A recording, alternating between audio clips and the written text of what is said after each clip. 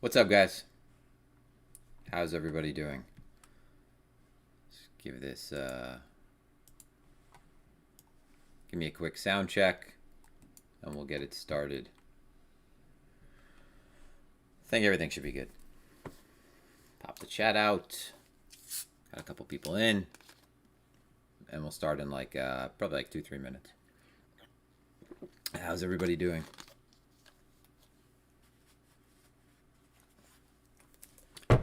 Everyone doing well? Enjoying this pump? Starting to look more like that 2019 range now, isn't it? So who do we have in here? What's up, Dave? What's up, Dave? Long time, buddy. Hopefully vacation has been treating you well. Biking.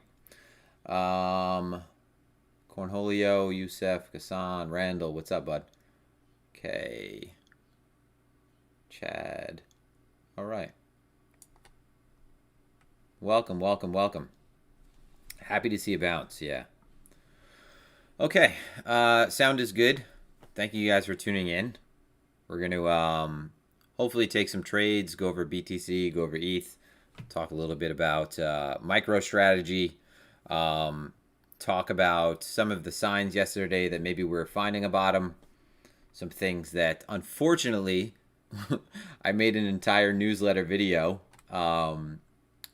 last night, and there was some miscommunication between myself and Josh, and didn't get that out. So we're going to be putting that out today.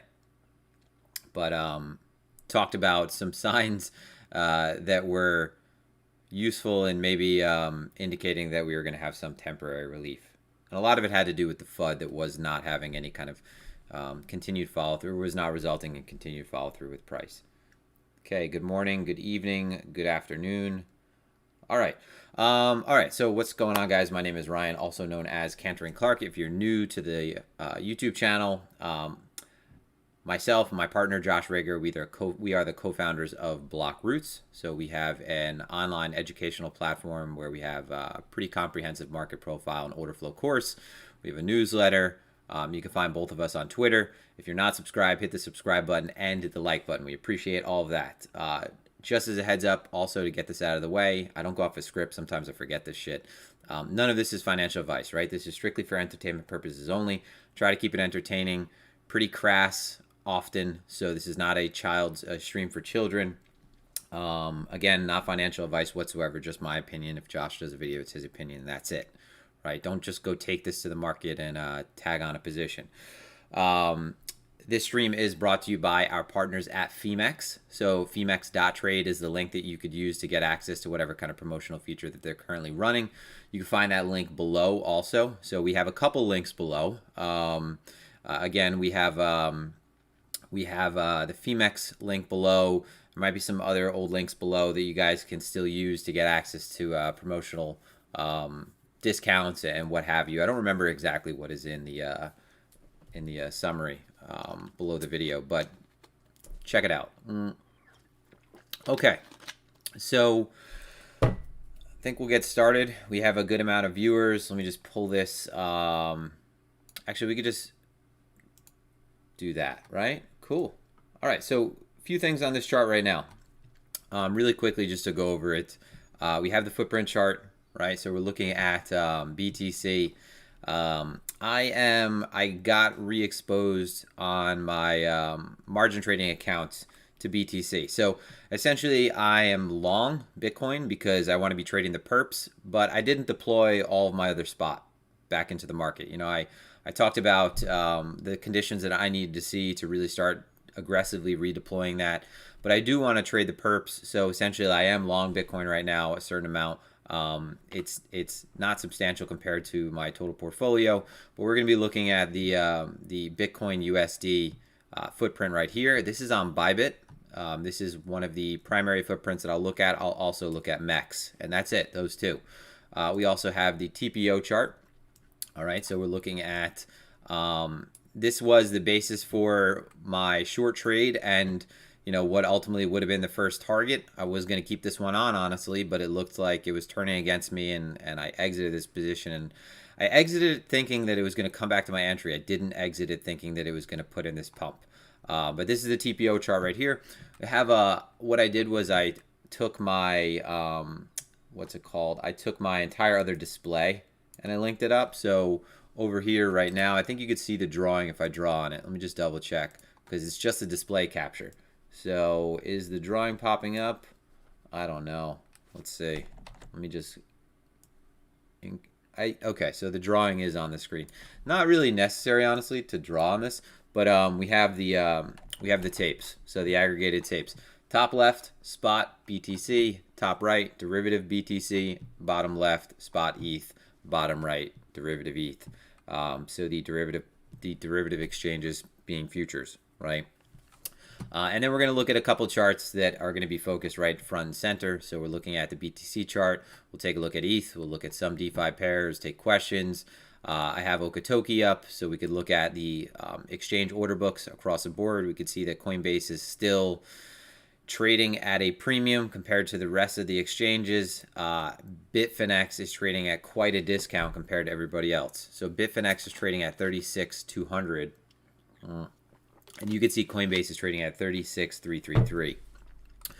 So there still seems to be some aggressive sellers on Bitfinex. And this has been something that has been spun up and talked about a lot recently. I don't want to get into the whole narrative and maybe what the incentive is, or whether or not that's someone taking out outright directional play, or maybe it's a hedge that's being added. I don't really want to speculate on that whatsoever. We're just going to follow price. Okay. Capiche? Does that make sense? And then also, I have this linked up as well. So we have the tick chart. Finally, Quant Tower got their shit together. It was either Quant Tower that got their shit together or Bybit and fixed the exchange integration. So I can trade on multiple platforms here. Don't work with them whatsoever, so it's not a shill. But I was lost without the ladder.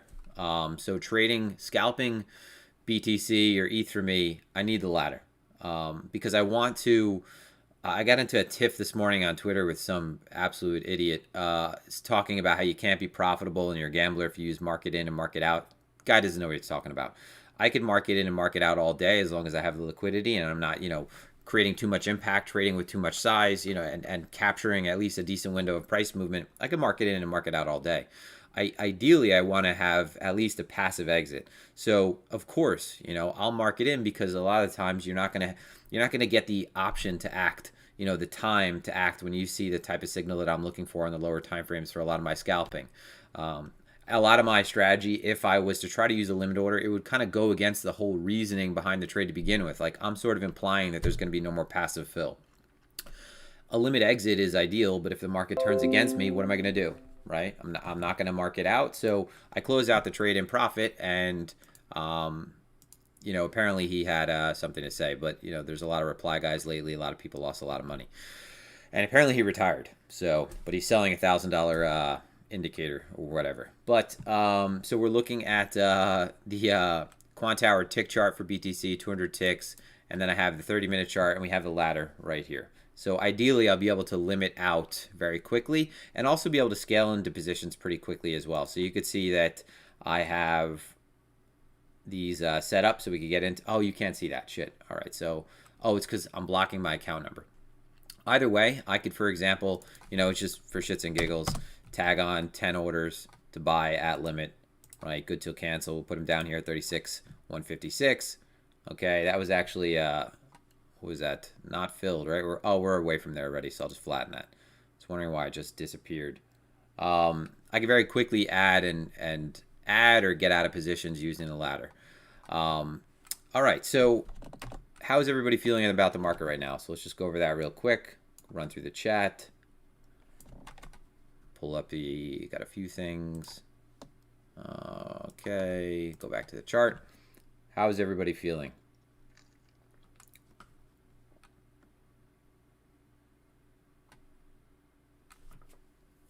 Okay. Still don't trust it. Need that retest. Buttery Yak, good morning.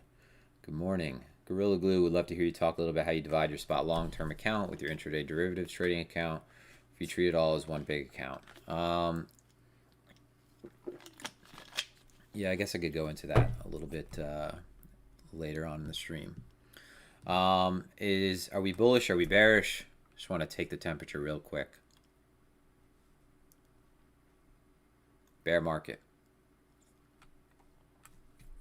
Shorted 35.6. Okay. All right. Market pumped too hard in one day. Might be sailing getting filled. All right. So yeah, we'll go over a few things. Bear market. I think you could absolutely make a case for this being. You can make a case for this being part of, maybe the beginning of a bear market. It certainly, I don't think, would be the end of the bear market. There are people that might think that this is just going to be one correction in the bull market. I don't think that we're going to just one and done from here. Okay, so I don't think that, for example, and I've kind of went over these levels ad nauseum and they haven't changed whatsoever. And we're looking at, what I defined as a previous weekly range high and range low that we accepted back within. So it was right around 38,221 and 32,290. So accepted back within there. We have a more recent daily swing high that I think is more important than that weekly level, though, right? And that's at around 39. So in my opinion, I would get bullish, right?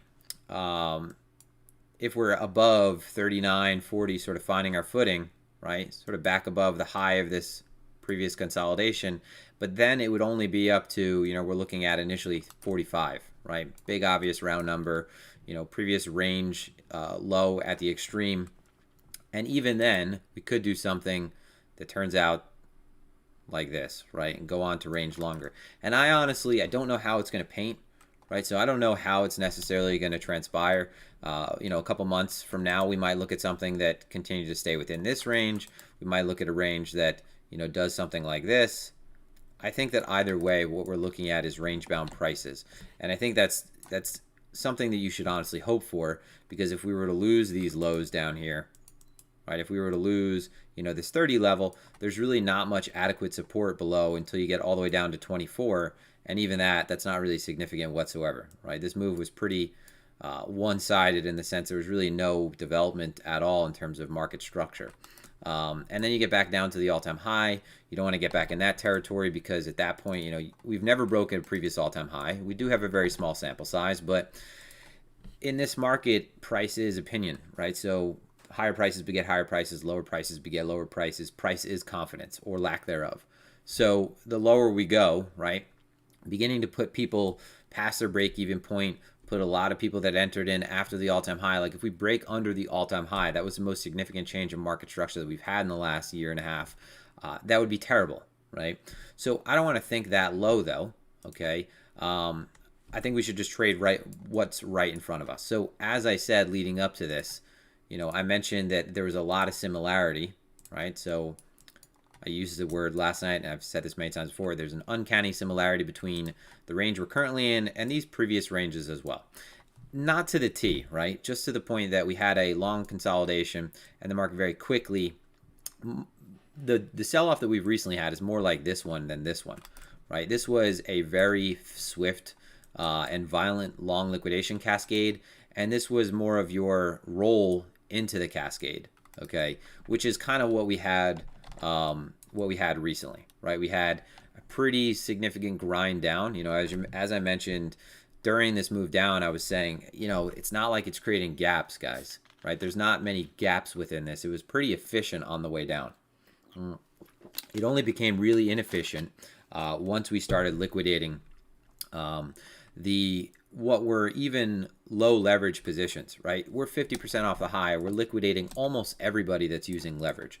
If you're a 2x long, you're liquidated, right? If you were using 1.5 times leverage, right? You're just trading maybe the margin amount that you have of BTC. You're trading 1x. You still have a liquidation level, right? So I think that we flushed a lot of that out, and I think that this structure is probably most similar to this structure over here. And what that implies to me, and I said this setup, for the last week, I said this was probably setting up where we could have this break below the low. Everyone would immediately start to look at the next significant level, and this creates a trap. So I think that's what we have right now, but it still means to me that I need to see us find our footing back within this prior range. So I do think that this is kind of a bear market, but it takes place within what is a secular bull market, right? So we have a secular bull market going all the way back to 2010. The asset is being adopted differently than ever before. You can't deny that. We have the El Salvador news. We have big institutional players entering, and they're going to be different though, right? They're not going to expect 1,000% profits. They're going to be blown away by making a 2x on their investment if they're putting in a substantial amount of money. That's beating the S&P by a substantial margin. All right, so we could expect that they're going to take profits. You have someone like Saylor who is issuing debt to buy more Bitcoin, right? You might consider him a madman or a genius. He's probably a bit of both. Usually they are. But a guy like him buying $500 million worth of BTC, that is a material amount of Bitcoin that he is taking off the market. And if you looked at something like an aggregated depth chart, you would see that, if you buy $500 million worth of BTC, you could pull off of, if depending on what order book you're looking at, that might just wipe out the entire ask side, right? So that should have a meaningful impact on price. So that's another thing. That's going to provide relief in the short term, but we are in this big corrective phase. A thing about Saylor is the capital I don't think is going to be able to be deployed until the 14th. So, that a big whale is getting into the market, right? What do you think? What do you think is going to occur? People are going to front run that, right? That's the one thing about crypto, that it is still so inefficient, right? When you're trading traditional markets, if you're a swing trader or you're, a position trader and you're looking for signs of institutional accumulation, you're looking for changes maybe in relative volume on the day-to-day, right, compared to longer-term volume. You're looking for signs that maybe someone is in the waters accumulating. In crypto, like, it's explicit. Someone's literally saying, I'm going to buy $500 million worth of Bitcoin because I'm absolutely mad about it, all right? So I don't think you want to fade this, but to me, still, right, this is a bearish corrective phase, and I don't think that it's going to resolve sort of over the next couple days and then continue to resume on. I think it's likely to be stuck within a range. So I just want to play the levels. Okay, so the most significant, let me just go through the chat real quick. So regardless, on the higher time frame, I've been stressing this for a while. Either way, I'm expecting when we put in the low, if even we just go from high to low of this current trend, I'm expecting we at least bounce up to the 0.5 fib, right? So from the high, if we're going to call this the low, I think this very well could be the low. I expect that any kind of relief that we have over time takes us at least to that 47 level. I said 45 is probably the initial area you could expect profit taking. It's a big round number. It kind of stands out. It's a low of this swing low over here. But I think it's more likely that you do reach and overextend up into the lows of this level. So right around that 0.5 fib, which is 47,421. You don't want to play it to the T, but you just want to have sort of a general idea of where you can expect some resistance.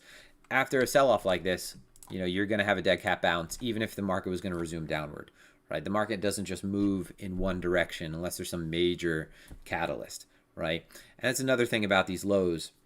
There was a lot of FUD during the move down yesterday. There was the IRS FUD. Walter Bloomberg, Delta One, shared that the IRS chief asked for the rights to regulate cryptocurrency, I guess outright. Nuts. A lot of FUD with that, China FUD. And really what we're seeing is that this is the first time when we had FUD but didn't have continued sort of spooked behavior by sellers, right? We had a move down. That IRS chief warning came out at 11:22 Eastern Standard Time. And if you look at the chart from there, it's not like there was any kind of sustained movement after that, right? Which is a really good sign. At the highs, what we were talking about was, hey, there's all this bullish news that's coming out. We're not seeing any kind of response in price. So we're starting to see that flip, right?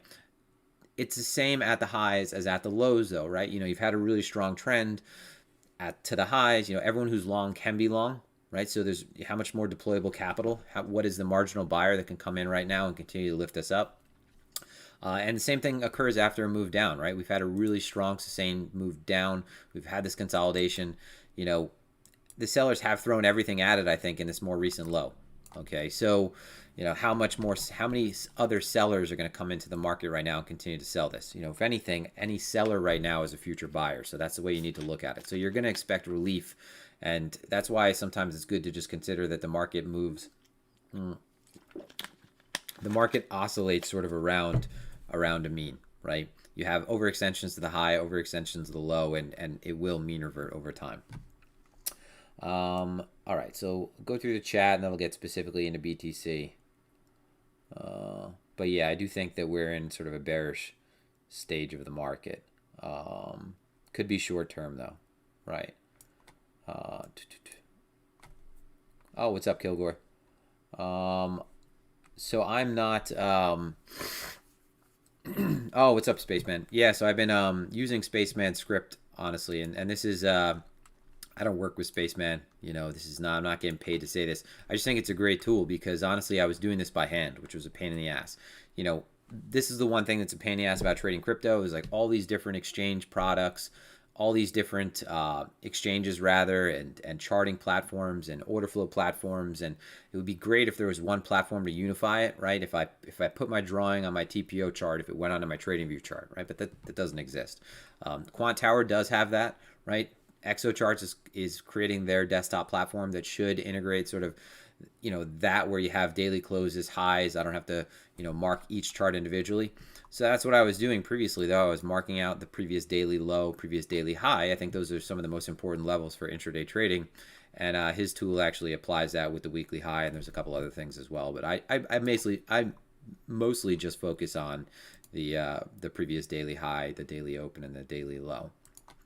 All right, so let's take a look at, first of all, this squeeze. So again, I kind of went over this level for the last week and a half now, breaking through these lows, looking for a significant response, and now what you ultimately want to see is that we're able to hold this prior swing low. So, I think all eyes should be on right around 34 to 33, right? So 33 to 34, and what ultimately you're looking for is, just to clear this up a little bit, I'll take off the session volumes real quick. Let me take off his tool just so you can see this a little bit more clearly. This daily swing low right here. So you have a series of lower lows, lower highs, right? Price is range bound. You could call this a trend if you want, but that's getting hung up on that specific just because it is a series of lower lows and lower highs, I think defeats the purpose of recognizing that this is just more of a bracketed range bound environment, right? Yeah, you do have, a range bound environment where bears are clearly in a bit more control than bulls, right? But it is pretty much price stuck within the same level.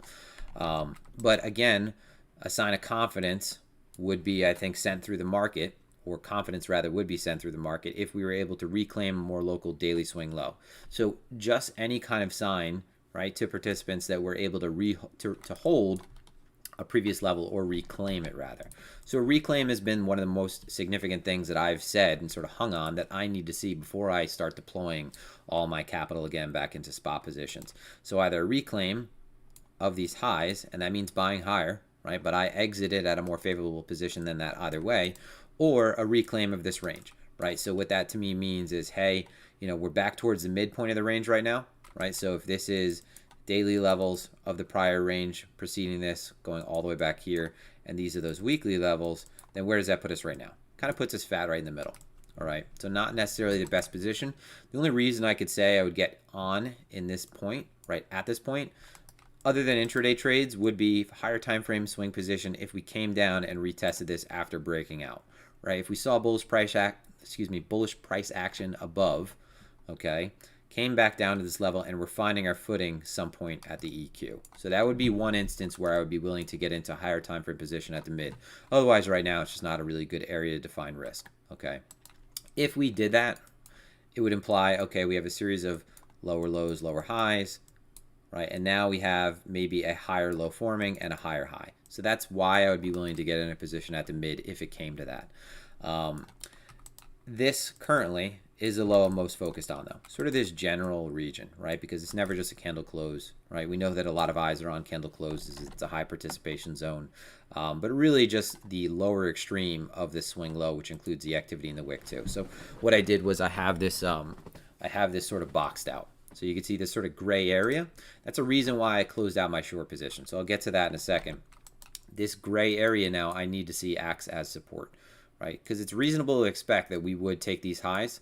You know, there was a bunch of poor highs up here to begin with. So if you look at the TPO chart, right, I'll just zoom in on this because you're not going to see the drawing now. But we had poor highs up here. So we had a poor high before the breakdown. So if you remember, you know, prior to the breakdown, I said, you know, either way, there's a high probability that we revisit this area because there was no real rejection, right? So we break down, we have another semi-poor high, not exactly the poorest high. And now we're looking at maybe potentially taking out some of those stops above. Either way, I still want to see that, you know, this is likely going to happen. I don't think you're just going to have a continued squeeze up, that we are going to come back down here and retest this level at some point. So if we have bullish price action, need to have a sip of my Pellegrino. And I had enough coffee this morning. I don't know if you could tell. A little bit different when I have that extra cup. If we have bullish price action, so let's say we take these highs and we come back and we're able to find our footing at this point, yeah, then maybe we have potentially on the lower time frames, we have something forming on the 4-hour chart, something like a higher low, right? So, and I mean to say something like the 4-hour chart indicating to us that we do have a higher low forming in this region. So that would be bullish, right? Because this was essentially, we have this sort of swing failure down here. You had a massive increase in open interest, and now price is squeezing up and it's showing signs of strength. And then really what you're looking at, okay, is still you have these plays back up to the range high, right? And at that point, at least if you're retesting this region, right, so we do something like this, then you're a little bit, you're in a better position to define your risk somewhere outside of this low, targeting these highs, right? And at this point, you know, if judging by the strength that we've had, and you know that you have a big buyer coming into the market, you know, what's the likelihood of that if you have a retest like this, that you just tap this weekly level, right? I don't think so. I think that at this point, if we're able to hold this, I think that the next target, honestly, guys, is going to be back at these range highs, right? So I expect, honestly, these range highs to get retested.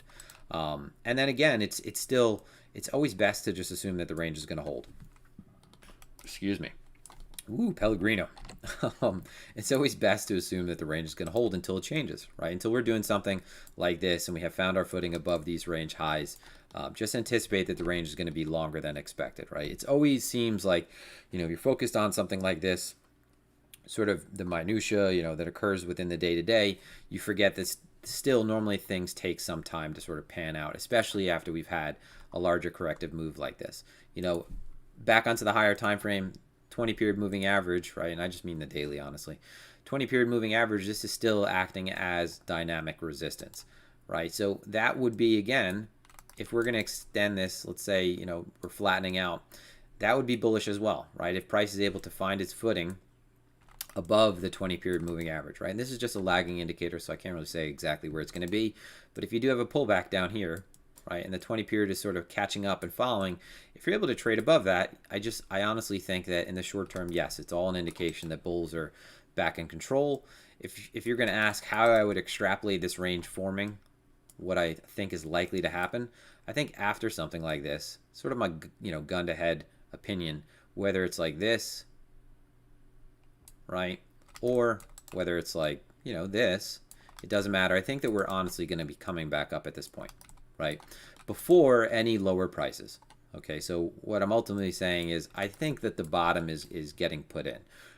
Whether or not, like I said, that's the bottom that leads to continuation, right, something like that, or it's the bottom that leads to a much longer accumulation period that, you know, remains to be seen. But we still have a really large range that, you know, will offer plenty of trading opportunities. But what I am saying, and sort of saying, is probably my strong opinion, is that I don't think that we're going to be testing lower prices. I don't think we're coming back down to 20K. I mean, I don't think so. Michael Saylor's his debt issuance was oversubscribed, right? There's a lot of money trying to get into BTC, and it's easy to forget that and sort of lose the plot and forget the bigger picture that now there is institutional adopters that are coming, rather there are institutional players that are coming in. And even if they're coming in slowly and things kind of slow down, doesn't matter, right? Things have changed for the better, and especially with things like El Salvador and them establishing it as legal tender. All All right, so I think the higher time frame view with BTC is pretty clear. This morning, and this is why you always want to focus on open interest. And I remember looking at Twitter this morning when I woke up, 8 o'clock this morning, and CL called it that there would be a squeeze.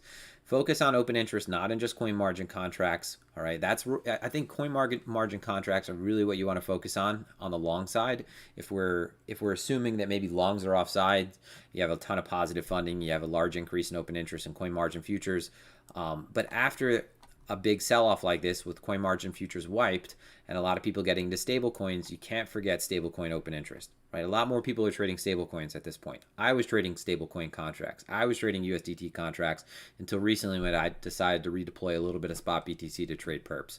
But as you can see, into this low, all right, where you have this predictive funding going negative, there's a big increase in open interest, right? So from just this low alone, so if we were to look at something like this local low right to here, and we had a drop of, we're looking at, let me just get the tool real quick.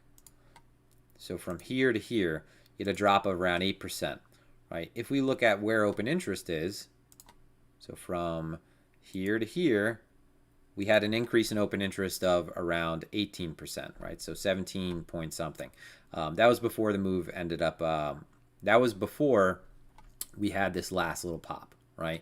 So what this means to me is that as we were coming down, people were selling, right? Either they're hedging or shorting outright, because this looked like, obviously, that these contextual levels, why I call them major contextual levels, and I literally say they're high participation zones, is because they are.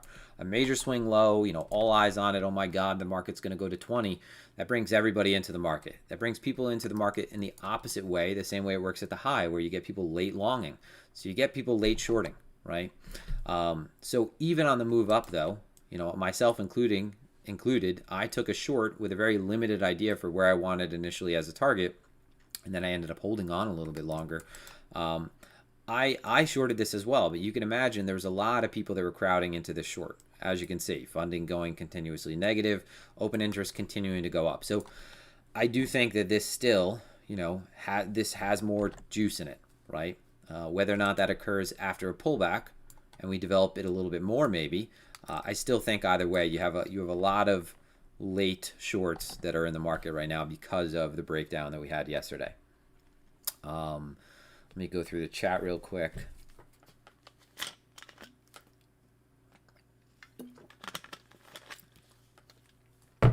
Spaceman, flooding the chat. It's all good, man. You put out good work. That famous triangle. Yeah, we'll look at that.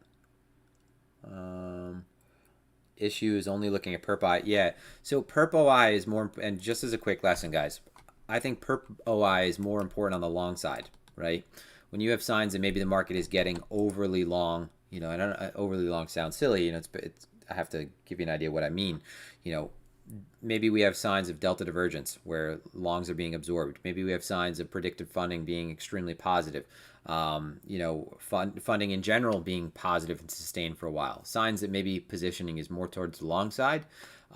If you have that occurring, for example, we've gone over this many times where maybe you have, price back at a recent high, right? Maybe you have a CVD divergence. Maybe you have overly positive funding. And in this case, your open interest is much higher from high to high.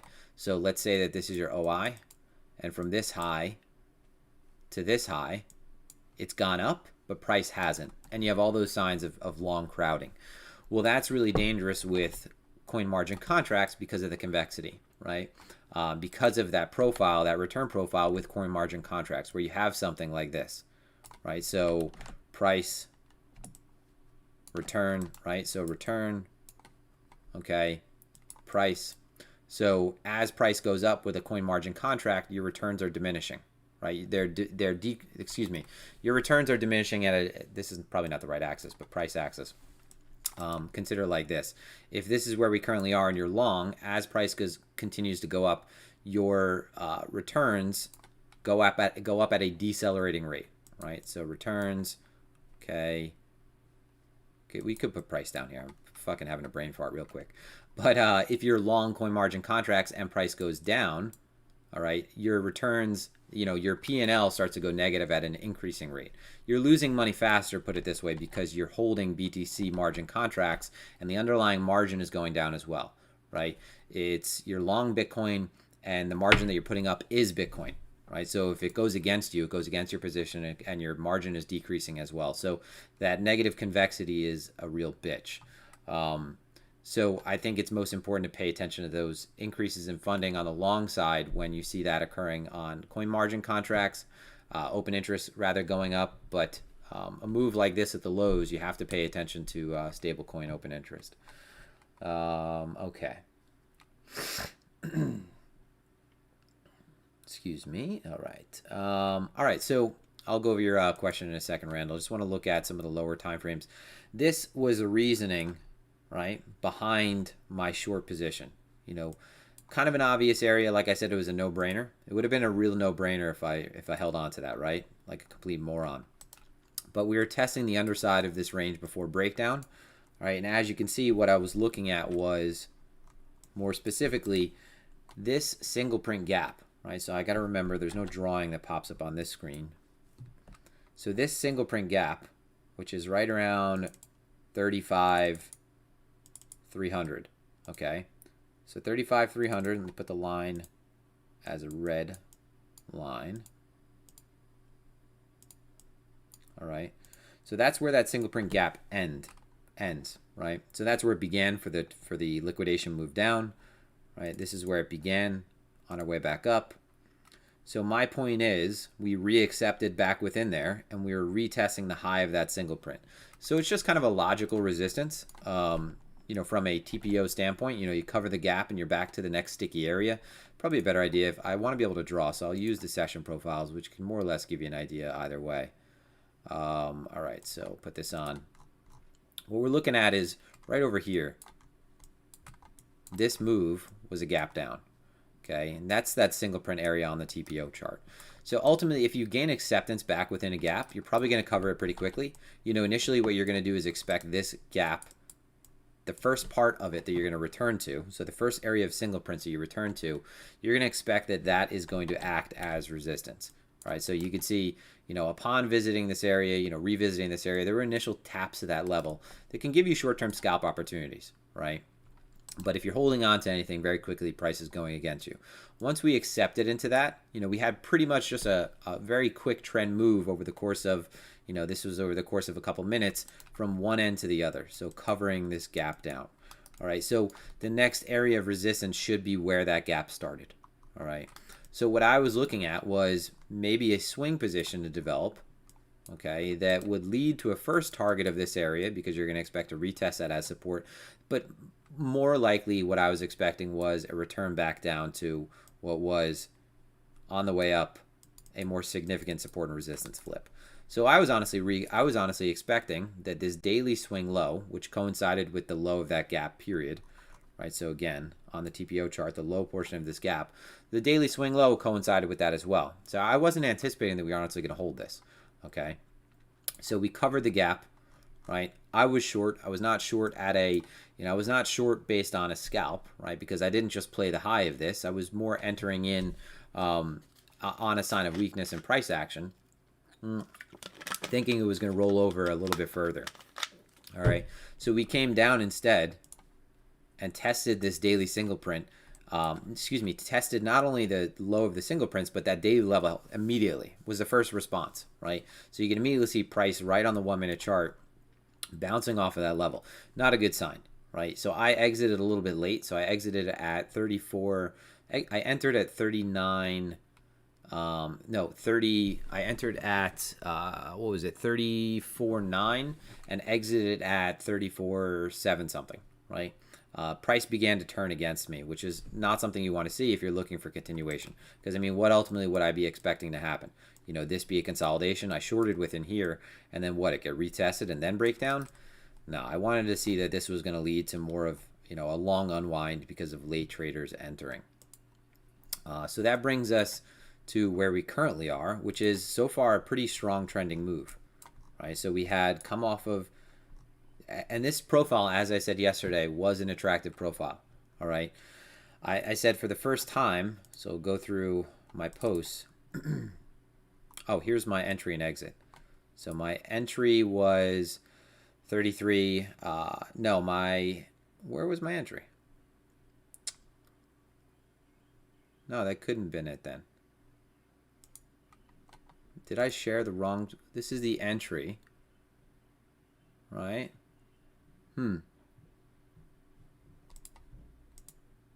This must have been a different, this could have been a different order then. Because that should be backwards, right? Because I didn't exit at 35,781. That's weird. So either way, the post that I'm talking about, I honestly, if I knew that was wrong, I wouldn't have shared that. I just figured, that's the right one because it was the last trade.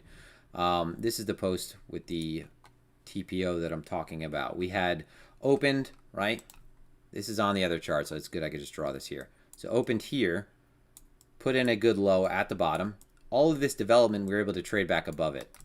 So, in a bearish market structure, if you open here, even if you develop most of your value here, you're looking at likely continuing to close towards the lows, right? To trade below where most of the activity took place. And instead, this is the first time we kind of had this round trip, right? Most of the activity developed on the way back up, right? So it's not like this occurred where we open, we develop a lot lower, we nuke, right? And then we're back up. Instead, we open, break down, and we're developing higher, right? So this, again, was probably one of the first times that we saw a really strong move like this on the daily. You were confused with the post too. Maybe, so honestly, I didn't even think of this.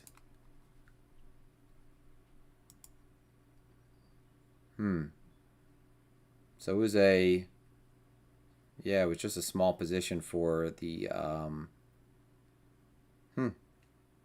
Oh, no. So I guess I didn't even realize that. Fuck. I thought I exited in time. I must have slipped. That doesn't make any sense though. I have to look at my Bybit page. It could be Quant Tower because I didn't. The trade ended up in the green, or should have ended up in the green. This is some whole launch live stream. Yeah, no, I know. But I entered at. Oh, it doesn't make any sense. What's going on?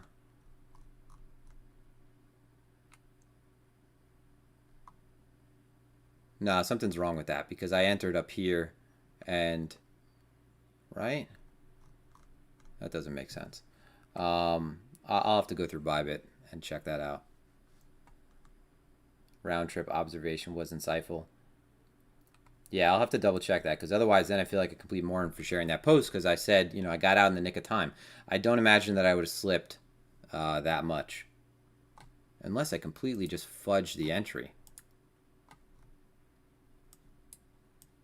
No, I didn't because this was where I entered up here and then the breakdown occurred.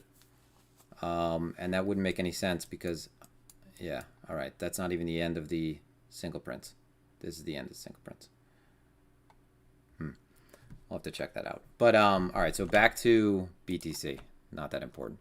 We have a really strong trending day, right? So far, really strong trending day, and honestly, this probably does have more of a squeeze left, right? So we still have that open interest high. We still haven't taken out these highs, which is a logical next target, right? These single prints up here are right around 36.8, right around 36.8, and we haven't tapped them yet.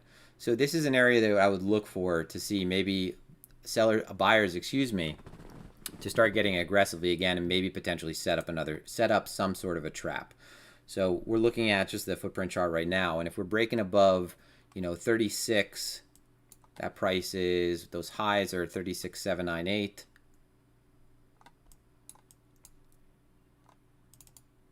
That trade is going to bother me now because now I'm trying to figure out what the fuck is wrong with it that it looks like I entered much lower.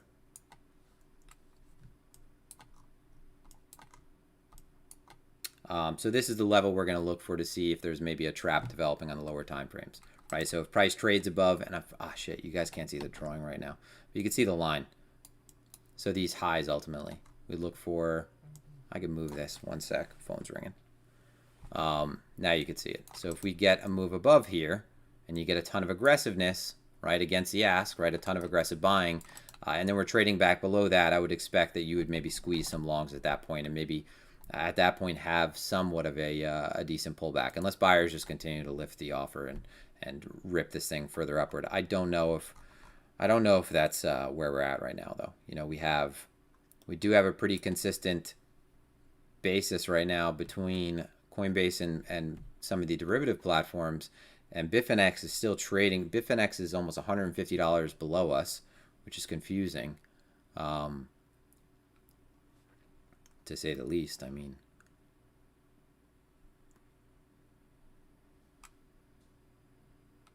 mean, someone either really wants to sell on Bitfinex and has been, or someone on Coinbase is just a lot more aggressive at buying than anywhere else.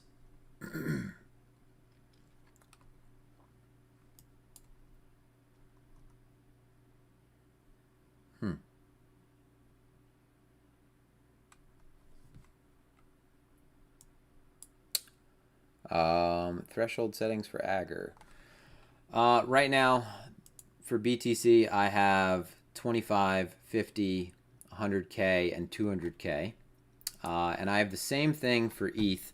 Now, some people might have higher threshold settings for Agger, but I actually want to see those smaller orders come through, because a lot of times you'll see this sort of algo behavior where, you know, and it doesn't have to be any kind of advanced algo behavior, but you might see someone really getting into a larger position, breaking these orders up, and I'd rather have the lower threshold to be able to see that.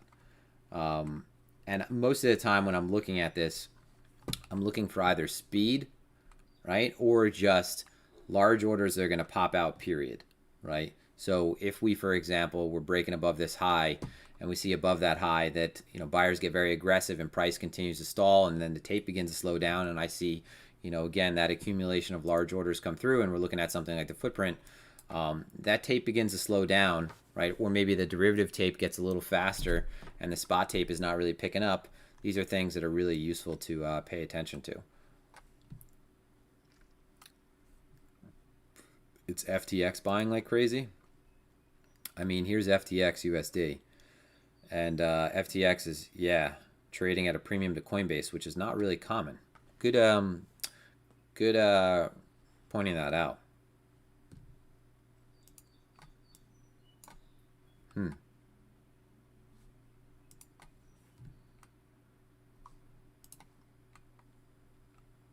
Going to the moon right now. Yeah, that's what a lot of people are saying. All right, so let's look at so we've gone over sort of the lower time frames, right?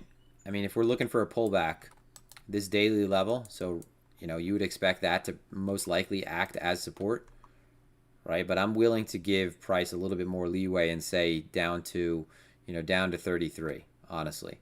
You know, I wouldn't expect that maybe it's going to be that clean, but if you start to see it develop around 34, right? So 34.598 is the exact level, but I don't want to get hung up on exact levels. If you start to see it develop here, then, you know, you're probably looking for that next move towards the highs. Right now, this is at the midpoint of the range, and it's closer to an area that could arguably, like I said, be a short. You know, if we go back to these 2 days and just compress them, you know, this gap, so you have, it's not a gap, honestly, it's not a perfect gap because it's not a single print area, right? But it was a gap on the way up and a gap on the way down. That area is an area that price was rejected from prior, as if it was a single print, although it wasn't, right? So these 2 days rejecting at this gap here, okay? So if we take these highs, right, we see longs get aggressive above those highs and we're not able to hold that immediately, then I would expect that, yeah, this would probably have a decent pullback below that level. If we start trading above what is kind of just the composite value area high, so if I take these off and just put on a fixed range at that level, so something like this,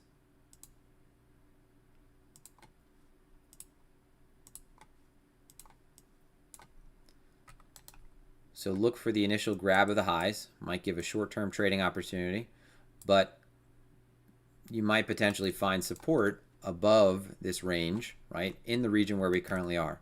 Okay, so this high is specific. I guess I should just mark this out. because I know some of you are watching this on your phone, and I don't sort of speak the levels as much as I expect you to see the chart. So if we break above 36, 36.8, and we see some long activity above there, and again we see that behavior, then you could have that quick scalp that ends up finding its footing right back at this level again, right? Because this is sort of right around that previous range or composite high that we had developed. And this would be, if you were to continue to move up and find support, let's say that we moved up, whoa, that's not proper. Let's say that we moved up from here and found support in this region, this would be an area you could expect to find support before another move back up to that weekly level. So have to be mindful of that. Even though this is the midpoint of a range and there's maybe not, in my opinion, the best opportunity to long this with a swing position or spot positions with my positions, there's going to be plenty of scalps back and forth within here, right? Even though we're at the midpoint of the range. Let's take a look at ETH.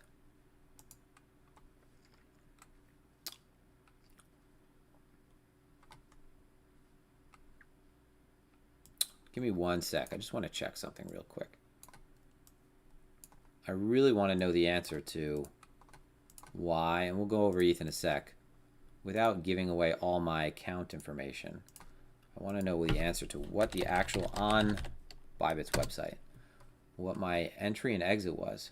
Because either I made a complete mistake and shared the exit as if it was a saved by the bell because I didn't have the page open on Bybit, and I was thinking Quant Tower. I wasn't looking at the closed position on that. All right. Okay. That's weird. All right. So what I'll do is I'll screenshot this because I didn't want you guys to think I was bullshitting. So this is without sharing all the other details.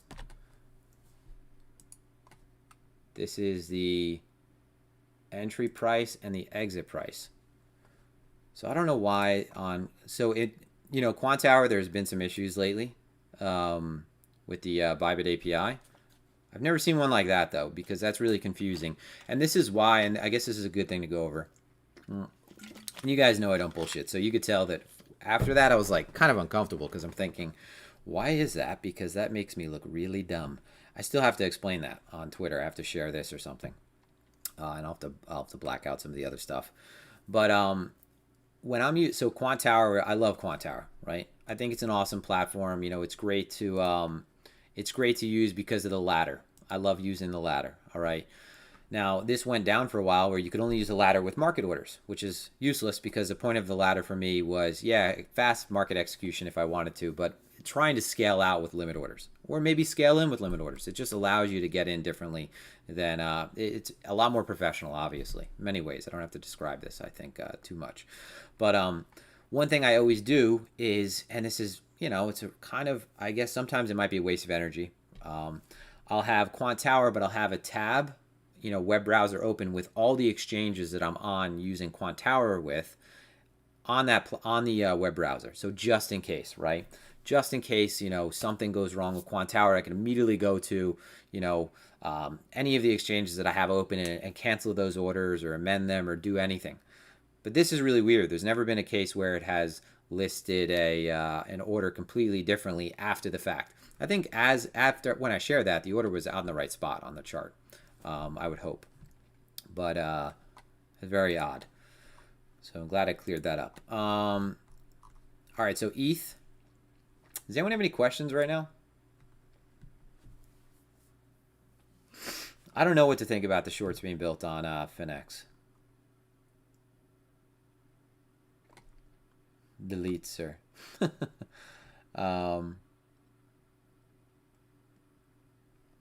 Congratulations, El Salvador. Yeah, it's pretty awesome, right? So as far as ETH goes, so for one, you're taking table water today, not coffee.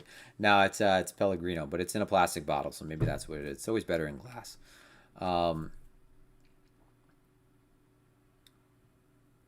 So I give up on buy. So I was giving up on it too, and all I did yesterday was I just searched Twitter and searched Quantower and Bybit to see if there are any updates. And so I logged on to Bybit, I updated my platform, and it wasn't working still. And then what I did was you could change the API connection. I forgot what it's exactly labeled as, but you could change the way that it connects. And when I changed that and updated it, it started working.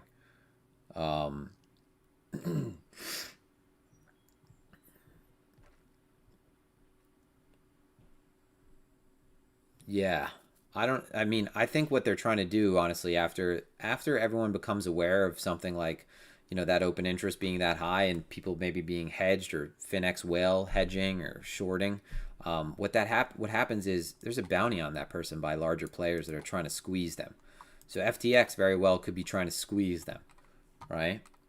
So you kind of put a target on your back when you do something like that.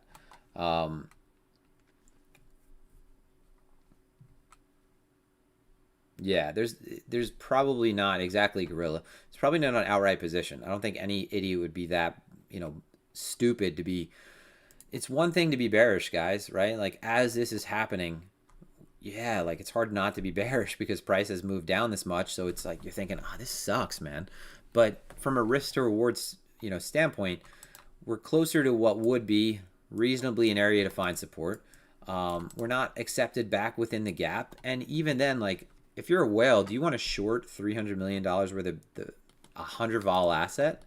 That even we could say all day like this is a gap, it's a horrible area to price to gain acceptance within, but we know that Bitcoin would be the one asset to do something like this, right? In like a matter of hours, you could see something like my point is not to expect that now, but like if you saw your computer screen now and then came back, you go out for the day and you came back and you saw that this occurred, what would you say?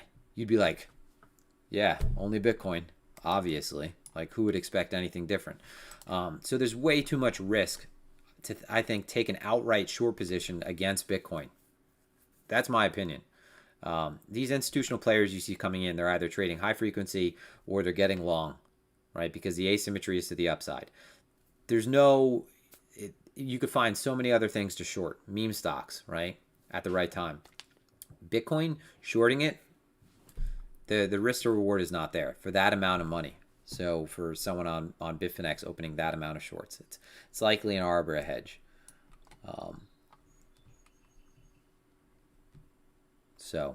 Solana, really bullish developments. So you always want to be paying attention to signs of strength as things are sort of shitting the bed. So what we'll do is we'll put on our DeFi template. And, after the market dumps, I'll always look at something like this, right? So for example, we'll just go to, we'll put on back on the other template. Well, no, we won't. We'll just find where was the exact dump again? That was on, we'll just look at more recently, right? So the 8th. All right, so yesterday morning. So go back to yesterday morning. And right after things look like they're beginning to rebound, so this is the low right here, you want to look at, I like to look at cross-sectional performance, and I want to get an idea of who is very quickly out of the low, right? What horse is the fastest out of the gate? So you could see, immediately, and this is before a lot of these others recovered, Solana was absolutely impressive. I shorted Solana twice. I closed it out for pennies for what I was expecting. The first short actually turned out quite well. The second short was good also, but the way I look back on it now, I ended up holding a little bit longer than I should. I should have closed it out at the lows. Solana just showing strength for the last couple months. So you're seeing Solana now up 14%, right, from yesterday's lows. BTC from yesterday's lows is up 10%, right? So Solana, higher beta, CRV up, almost 20%. This is right now, but I promise you that over time, Solana has been consistent. CRV has consistently in the last month shown strength out of the lows. So it's almost like if you're looking at, the lows as a time to pick up supply, you're seeing how maybe other players are prioritizing where that capital gets deployed. What's going on with Bybit's chart right now? All right. So Solana looking just tremendously strong. If we look at ETH, where did my ETH BTC chart go? It's been so long, guys, and I still don't save things properly. And so ETH BTC, right? Still around the all-time high.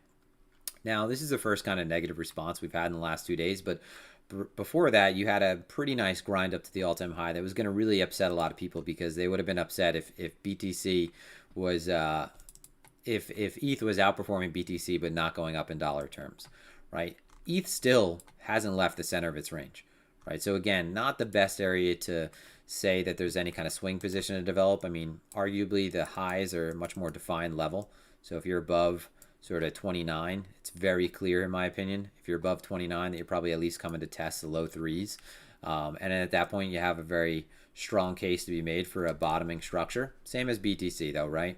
But the point is, I think that a lot of this will always hinge on BTC, right? No matter how much of an ETH bull you are, it felt good to be a really strong ETH bull as it was continuing to outperform. And then when Bitcoin shit the bed, ETH dropped harder, right? So it all depends on Bitcoin, right? People, there's, you know, during cycles, it's easy to get away from that and forget about that, but it all depends on BTC.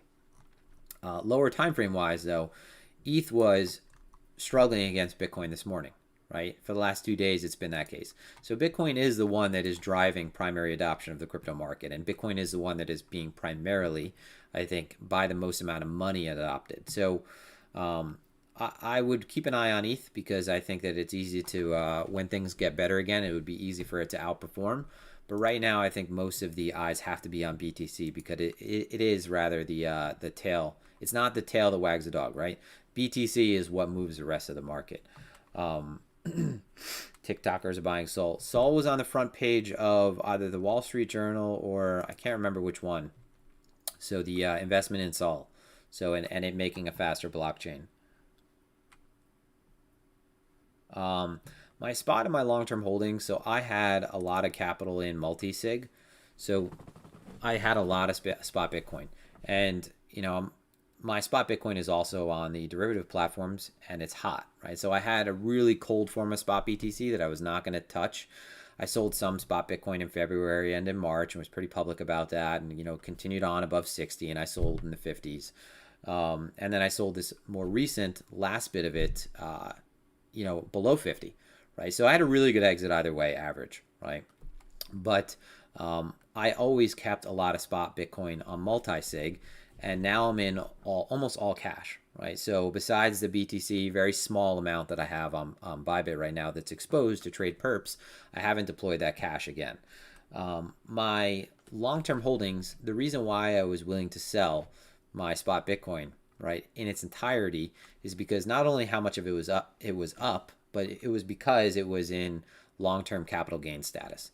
So that to me made sense. I don't really get too choosy with how I separate it.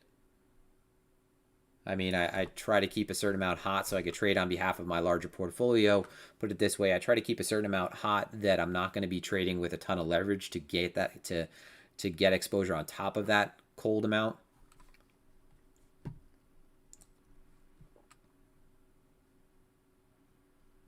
But my intraday capital, my intraday trading is sized based off of a value. It's sized based off my entire portfolio. Now I'm not going to be, depending on conditions, I might be, you know, trading at much different sizes, but it makes up a good percentage of my portfolio, my intraday trading amount. Now I say that now, but now I'm trading much smaller because of the way conditions are. But, you know, more on the way up, my intraday portfolio sizes were, if they were not intraday, excuse me, my swings that I was taking were, they were reflective of my larger portfolio in almost 1-to-1. So yeah, I was gaining extra exposure on top of it, but at most maybe like 2x, right?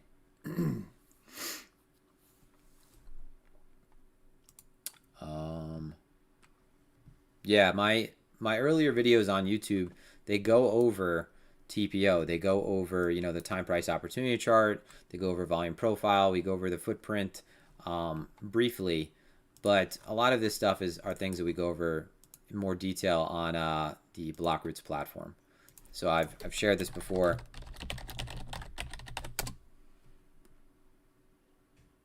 Okay, cat's making noise. This is where we have most of our educational content. So at www.blockroots.com. Okay.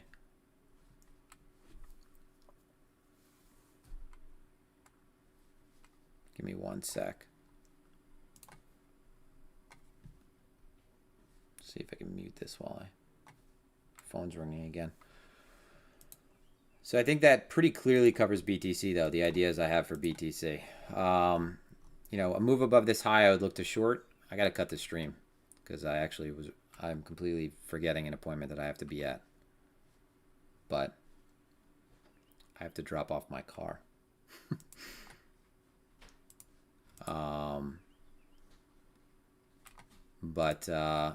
Where's the chat? Hold on 1 second. I think that kind of covers it with Bitcoin, though, right? No, I mean, it depends, right? I have both Neon. So, no, I have, I have all of the other derivative platforms on, the AgriTrade as well.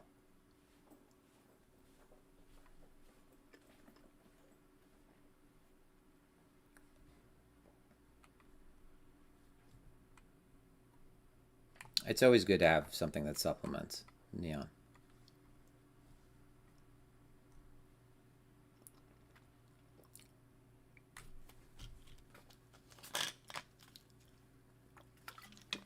I think that kind of covers it, though. Probably going to wrap it up. Just wanted to do a quick stream. If we got to poke above that high, that'd be nice. I mean, you got the previous daily high with ETH we're coming up on. I mean, we've taken out yesterday's high with BTC pretty clearly.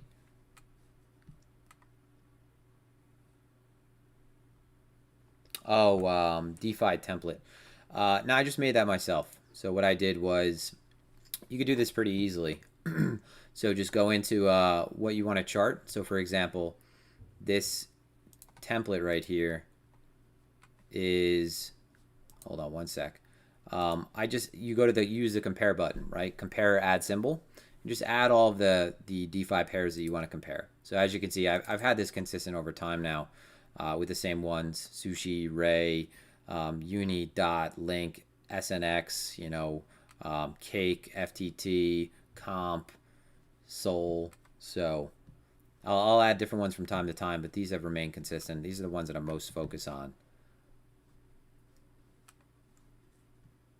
So I think that's going to wrap it up, guys. Just wanted to do a quick stream. Go ahead and leave some comments, some feedback, and I will do a stream again probably on Friday. Till then, everyone have a fantastic evening.